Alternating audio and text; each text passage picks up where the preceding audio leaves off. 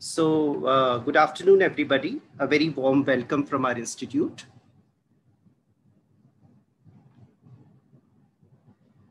The topic which has been allotted to me by Dr. Parihar is role of limbal stem cells in chemical injuries. Firstly, I would like to dedicate this entire talk to my mentor, Dr. Sangwan.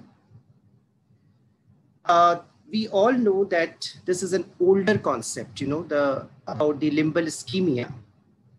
Earlier, the chemical injury affection on the limbus is being depicted by limbal ischemia. But this limbal ischemia is a very transitory feature. At times you have chemical injury and you have limbal ischemia, but this doesn't signify that you are having limbal stem cell deficiency. So that's how a newer concept has now evolved as limbal involvement. And this limbal involvement we assess by doing the staining of the limbus. And based on that, there is Dua's classification.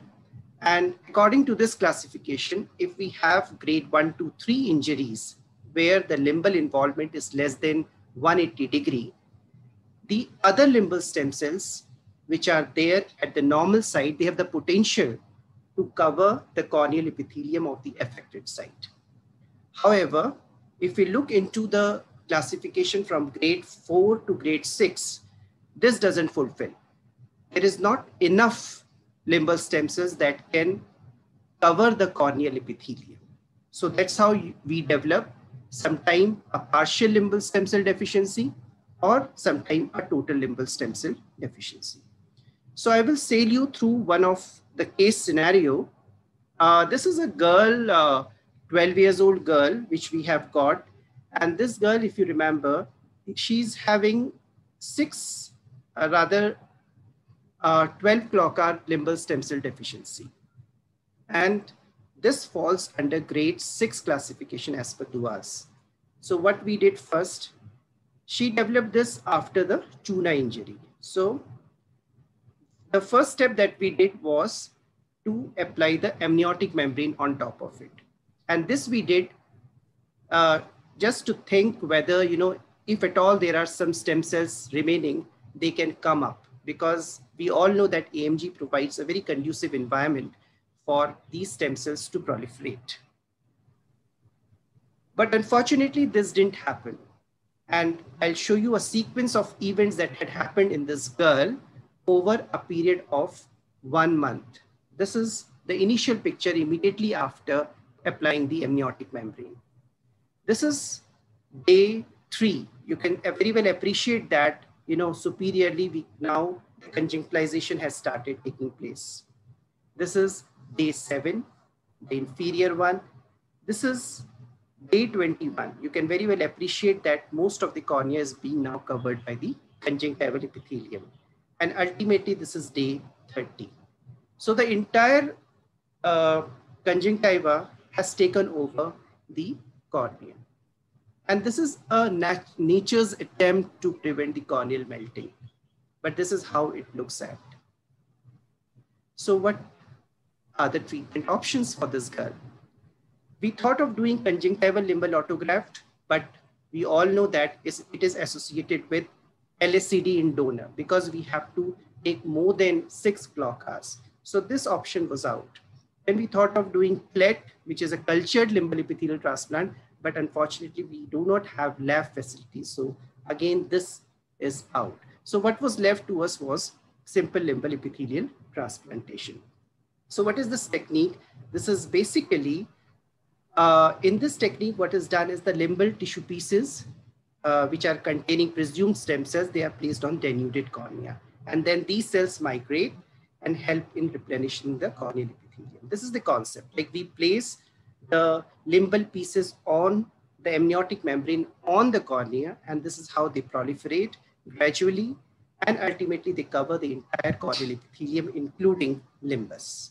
So this is a short video which I would like to show you how this procedure is being done.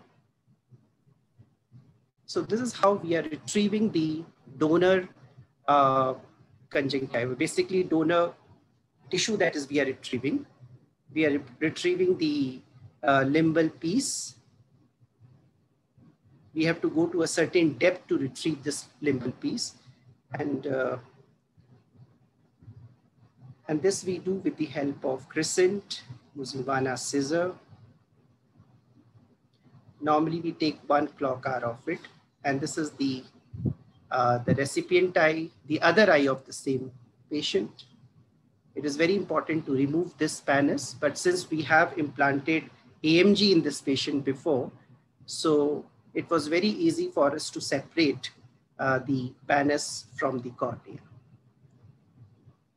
But this was really a very thick pannus.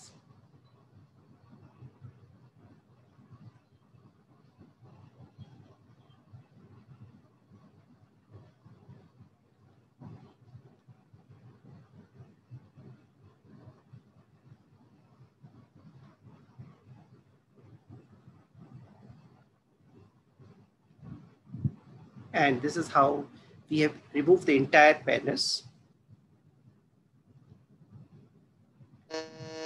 And now we have covered it with the amniotic membrane. After covering, now the limbal piece we split into 5 to 6 pieces and we placed in a circumferential manner, avoiding the visual axis. And as shown earlier, these limbal stem cells, they just proliferate. And this is how they work.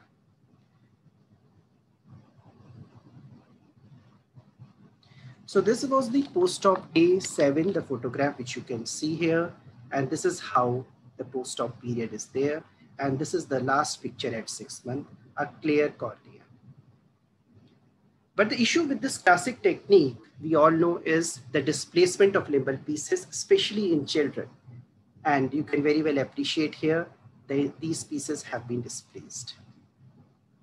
So what we did, we innovated a technique where we implanted the limbal pieces directly onto the bare cornea, and then on top of it, we placed the amniotic membrane. And this technique has worked quite well, especially in children in 2 of our cases. And we have recently published also this, which will come in August publication of IGO. So take-home messages: in early stages, unaffected limbal stem cells restores the corneal surface. An attempt to be made to preserve as many limbal stem cells as possible, either by AMG or medical management. But if one fails, of course, the restorative technique like SLET in chemical injury shows wonderful results. Thank you.